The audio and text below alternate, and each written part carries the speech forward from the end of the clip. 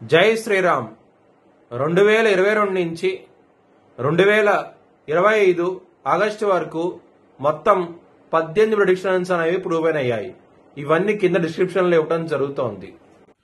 Ukraine అధ్యక్షుడు Zelensky 2026 July లోపల ఆయన రిజైన్ చేయడం కానివ్వండి, లేకపోతే మరణించడం కానీ జరిగే అవకాశాలు ఎక్కువగా ఉన్నాయి. సింహరాశికి అధిపతి సూర్యుడు. సింహరాశిలో మగ 4 పాదాలు, పుబ్బ 4 పాదాలు, ఉత్తర 1వ పాదం ఉంటది. ఈ నక్షత్రం వాళ్ళందరికీను నేను చెప్పే వార ఫలితాలు వర్తిస్తాయి. ఈ వారంలో మీకు సూర్యుడు బుధుడు యోగిస్తున్నారు, 2వ స్థానంలో ఉండి 3వ స్థానంలో కుజుడు యోగిస్తున్నారు, అలాగే లాభస్థానంలో గురువు గారు యోగిస్తున్నారు. మొత్తం 4 గ్రహాలు యోగిస్తున్నాయి సింహరాశి వారికి. మిగతా గ్రహాలు వ్యతిరేకత ఉన్నది. మీరు నవధాన్యాలు బ్రాహ్మణుడికి దానం చేయండి, మంచి ఫలితాలంటూ ఉంటాయి. మరియు నవగ్రహ టెంపుల్ కి వెళ్లి 11 ప్రదర్శనలు చేయండి, ఇంకా మంచి ఫలితాలంటూ ఉంటాయి. మీకు ఏదైనా పని మీద బయటికి వెళ్లాలనుకుంటే గనక మీరు సోమవారం రోజున అలాగే శనివారం రోజున వెళ్ళండి, ఖచ్చితంగా మీరు విజయం సాధిస్తారు.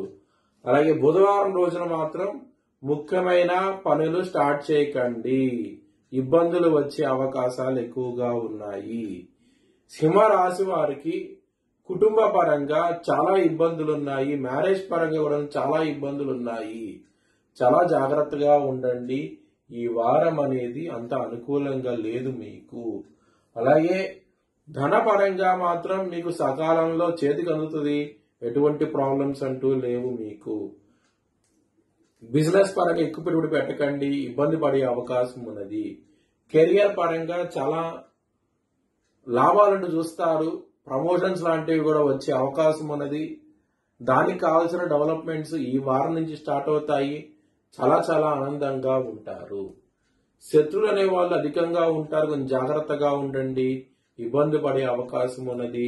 కాలభైరవాష్టకాన్ని చదువుకోండి, చాలా చాలా మంచి ఫలితాలంటూ ఉంటాయి.